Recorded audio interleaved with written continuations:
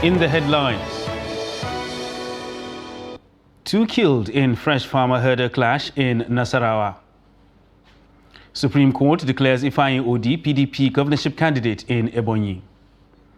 Finance Minister says Nigerian economy grows despite difficult circumstances. And on the foreign scene, 10 killed in airstrikes on Ethiopia's Tigray. Hello and welcome to Trust TV News Update. I am Ibrahim Yusuf.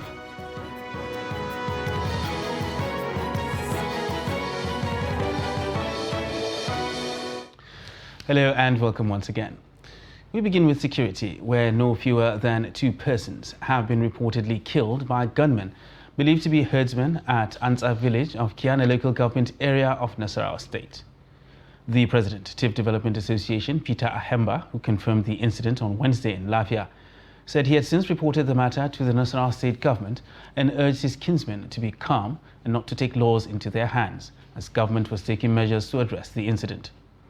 When contacted, the state chairman, Miyetti Allah Cattle Breeders Association of Nigeria, Nasarawa State Chapter, Alhaji Bala Muhammad Dabu, confirmed the incident. Meanwhile, the Nasarawa State Police Command is yet to issue an official statement on the matter. I will do all my possible best to see that nothing like that happens. And I've warned all the members of Miyetti Allah to desist from engaging in any conflict between them and TIF people. As a leader of MACBAN, we are not supporting any conflict in the state. Up to now, I don't know the actual person that did that. We are investigating the incident that led to the killing. And anybody found among our members connected to the incident will be handed over to the security agency for prosecution to serve as a deterrent to others. Actually, for the past 2 weeks or so, there has been security breaches, especially within Kadariko and Doka districts of Kiana and Doma local government areas of the state respectively. This is as a result of certain developments that arose where some herders, some herdsmen attacked some of the TIF communities within Doka, leading to the death of 2 persons, while others were severely injured as a result of machete cuts. But as leaders, we have approached His Excellency Engineer Abdullahi Sule, the Executive Governor of Nasarawa State, who have consistently remained resolute in ensuring the security of life and properties of the TIF and other ethnic nationalities within the state. And so government has already directed the security agencies to quickly mobilize and ensure that peace is restored in the affected communities. And the National Emergency Management Agency, NEMA, says more than 300 people have so far been killed in flood disasters across Nigeria in 2022. The Director General of NEMA, Mustafa Ahmed, disclosed this at a strategic workshop with stakeholders on disaster risk reduction and management held in Abuja. He said over 50 flood disaster alerts were received by the agency daily, with more than 100 communities affected. According to him, the numbers have been increasing by the day, adding that 2022 flood disasters will be worse than that of 2012. In 2012, NEMA reported that at least 363 people were killed and over 2.1 million people were displaced by floods. Meanwhile, floods have devastated more than 200 households in Makurdi, Benue State. The Executive Secretary, Benue State Emergency Management Agency, SEMA, Samuel Shio, made the declaration in Makurdi on Wednesday at the monthly distribution of relief materials to internally displaced persons. He listed affected parts of Benue capital as Naka Road, Gyadu Villa, Judges Quarters Extension, among others. He assured that the State's Committee on Floods had approved the expansion of selected camps in Makurdi, Guma and Logu to accommodate flood victims. The Lagos State government has threatened to demolish some marked structures on drainage alignments and setbacks in Mendi, Maryland and Aboru in Alimosho area of the state, where floods have wreaked havoc of late. The State Commissioner for Environment and Water Resources, Tunji Bello, in a statement on Tuesday, said it is regrettable that despite several warnings, the residents of these areas have refused to move, but would rather resort to cheap blackmail of having nowhere to relocate to. Bello, who spoke against the background of a viral video of some people being rescued in Mendi, emphasized that the area is a low-lying floodplain. In a statement signed by the Director of Public Affairs, Ministry of Environment and Water Resources, Kunle Adeshino, the Commissioner advised residents of the areas to relocate forthwith. The Supreme Court has declared Chukwuma Odi Ifeanyi as the authentic governorship candidate of the People's Democratic Party in Ebonyi State for the 2023 elections. The Apex Court arrived at its decision after setting aside the entire judgment of the Abuja Division of the Court of Appeal, which went in favor of Joseph Obinna Ogba for being a nullity. Consequently, the five-member panel of justices of the Supreme Court, led by Justice Amina Augi, unanimously upheld the appeal filed by Ifeanyi as meritorious. Justice Lawal Garba, who delivered the lead judgment, held that the purported notice of appeal filed by Joseph Obinna Ogba on the 17th of June 2022, which gave rise to the judgment of the lower court, was incompetent in law as it was filed without leave of court. The Apex Court held that as a person having interest in a pre-election matter, but who was not made a party to the proceedings, ought to have obtained leave of the trial court to appeal as an interested party. Meanwhile, absence of counsel for Rivers State Governor Nyesom Wike and another in a suit challenging the legality of the emergence of former Vice President Atiku Abubakar as the presidential candidate of the People's Democratic Party, PDP, stalled hearings on the matter at the Federal High Court in Abuja on Wednesday. Winfred Okoye had appeared at the last adjourned date on behalf of Governor Wike and Michael Akamon as plaintiffs in the suit, asking the court to declare as null and void the process that produced Atiku Abubakar at the party's national convention. Trust TV's Shafiu Suleiman reports. PDP, INEC, Atiku Abubakar and Sokoto State Governor Aminu Tambuwal are joined as defendants in the matter. The plaintiffs are asking the court, amongst other applications, to declare as illegal the transfer of votes of Sokoto State Governor Aminu Tambuwal to Atiku Abubakar at the party's presidential primary early this year. At the resumed hearing Wednesday, the first plaintiff, Michael Akamon, told Justice Ahmed Mohammed that his counsel took ill and will require time to appear on the matter. As the National Legal Advisor of the party, His Excellency actually discussed, and he told me that he never briefed anybody to file a matter on his behalf. And I believe him. I believe him.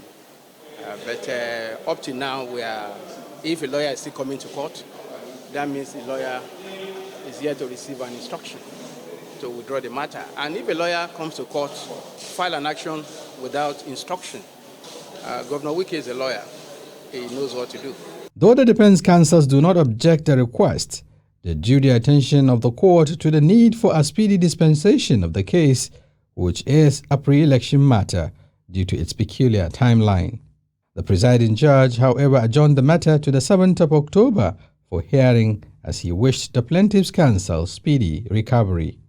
Shafiu Suleiman, Trust TV News, Abuja. And now to health matters, where the need to have a system that will cater for people suffering from mental health challenges has been stressed. Kaduna-based consultant psychiatrist Nafisa Hayatu, who made the case for such a system, said since nobody is immune to mental health challenges, it is imperative for the society to protect those living with it. The report.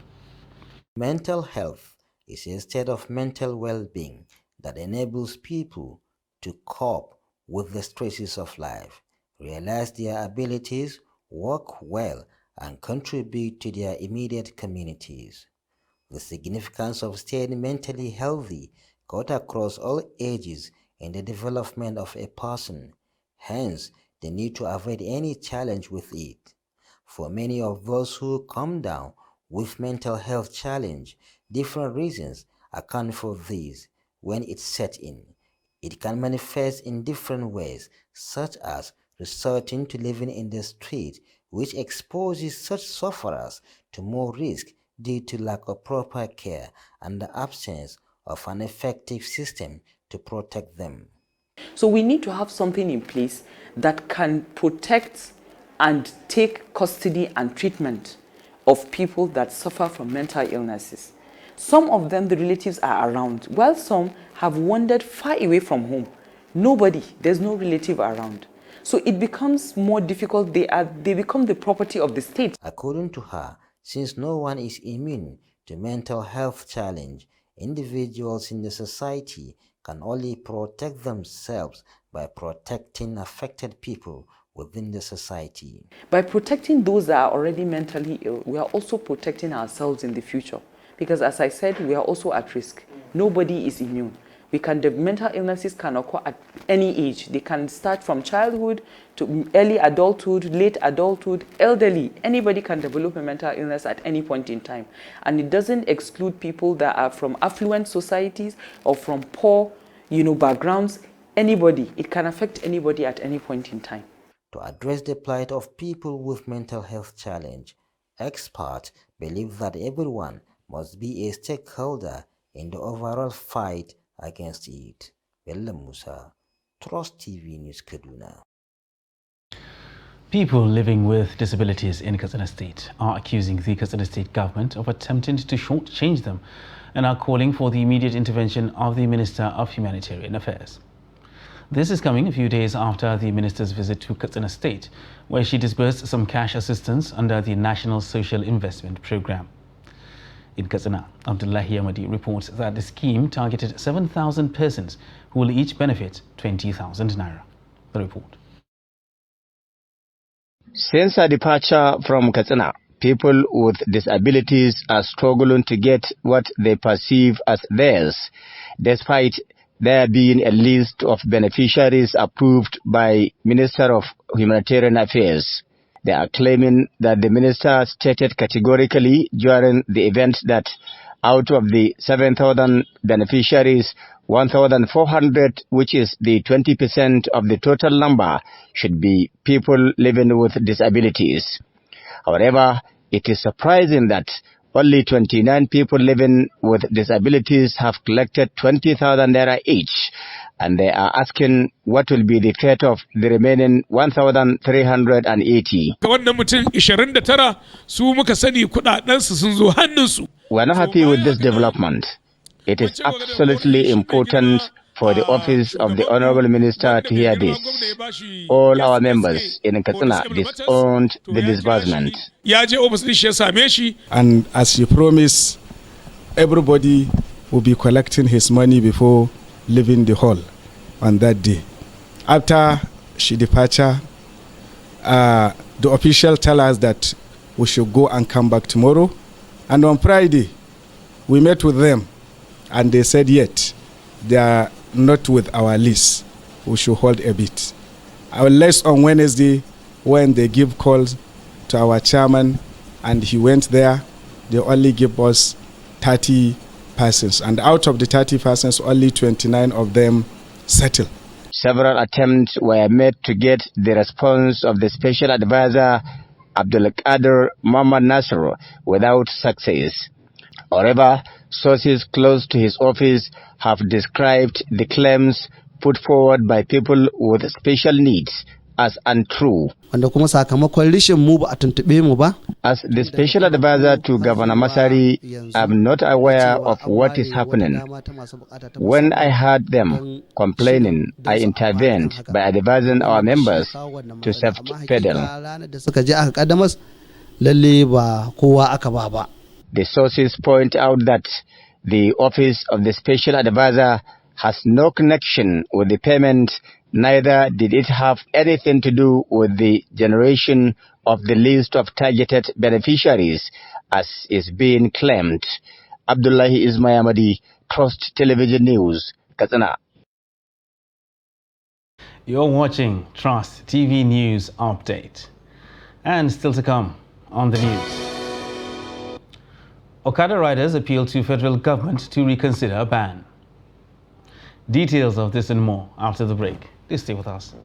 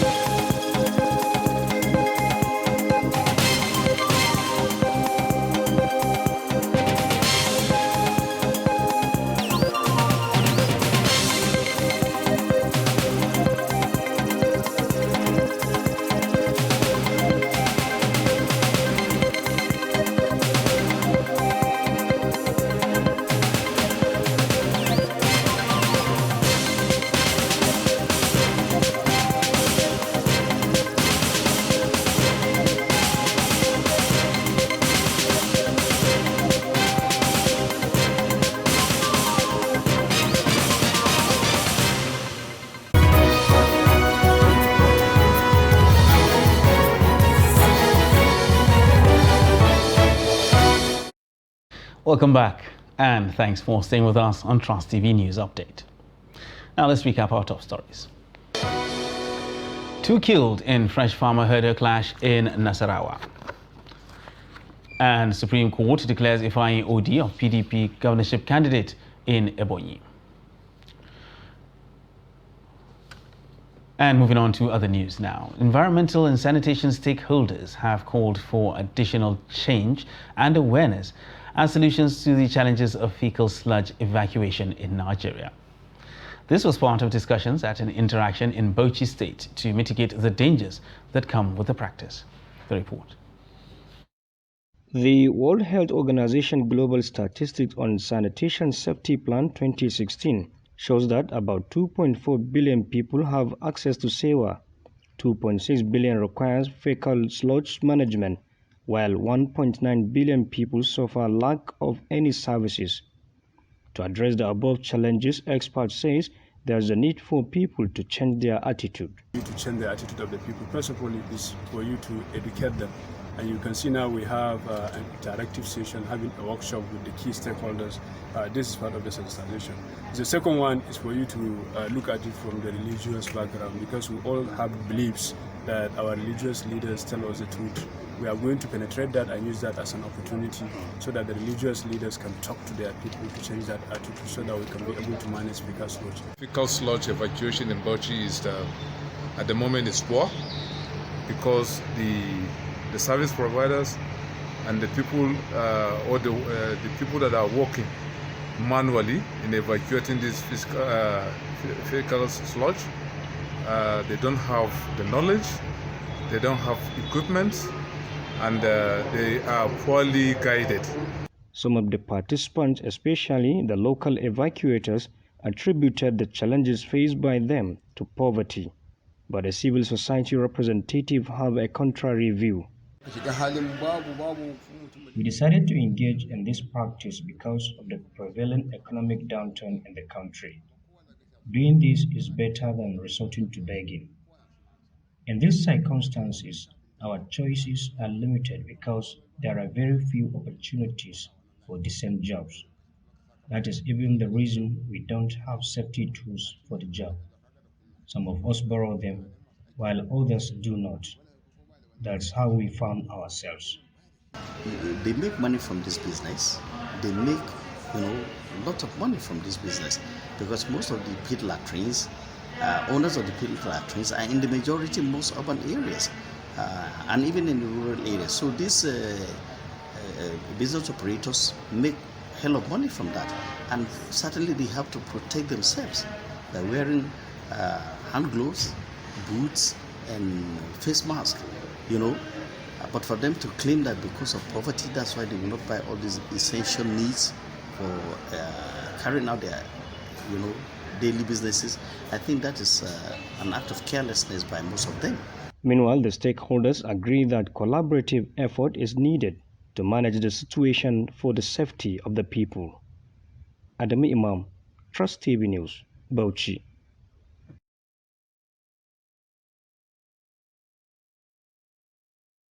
The federal government says it is considering placing a ban on the use of motorcycles, popularly known as Okada.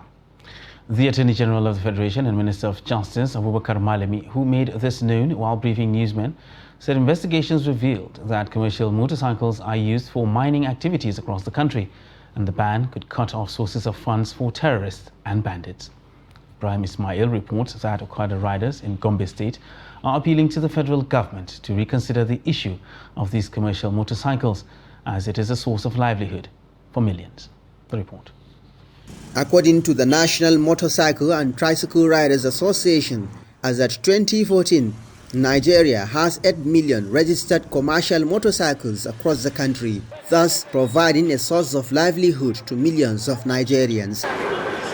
Terrorists like the bandits in the northwest and the Boko Haram in the northeast are known for using motorcycles to perpetrate their criminal activities. Concerned about the prevailing security challenges, the federal government said it is weighing options of proscribing Okada to address insecurity. However, some Okada riders in Gombe State are worried that banning Okada will pose devastating consequences.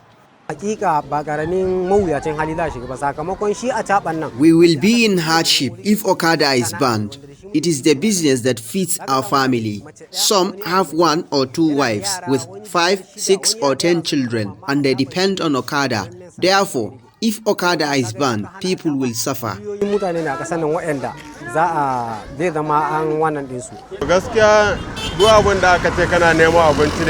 You won't be happy if they stop you from doing your job.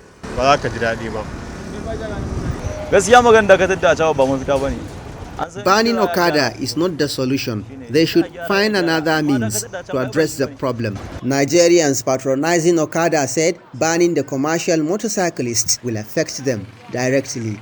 Per day, like this time, I enter Achaba like 5 times, 4 times. Now, you see me now, Pro Achaba, I come from what now? So if I say no Achaba, guess how Allah go do? Even me, I go suffer. Because the way I want to go buy the something, I no go fit wait motor. Then na machine I go fit carry and go. I go fit go buy something, can't do the work. Criminologist from Gombe State University, Dr. Adamu Ahmad said banning Okada will compound the security challenges bedeviling the country. He urged the federal government to come up with a proactive and sustainable solution. There are areas or states that ban the use of motorbike. To what extent that particular ban affects the security activities in that particular areas? To what extent do we see reduction in the criminal violations as a result of ban of motorbike? What I'm trying to say is that we can ban motorbike and responsible citizens will stop using it. Those who are using it as a source of livelihood can stop using it. But those that we think we are banning the motorbike because of them, they can continue to use it and nothing will happen. Apart from job creation, commercial motorcycle allows for easy movements across Nigerian cities and facilitate transport to remote areas that cannot be accessed by cars.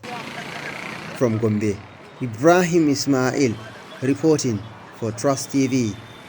The Minister of Finance, Budget and National Planning, Zainab Ahmed, has said that despite the very difficult circumstances caused by the COVID-19 pandemic, the Nigerian economy has continued to sustain its growth. The minister stated this when she appeared before the Senate Committee on Finance to speak at a 5-day interactive session on the 2023 to 2025 medium-term expenditure framework and the fiscal strategy paper.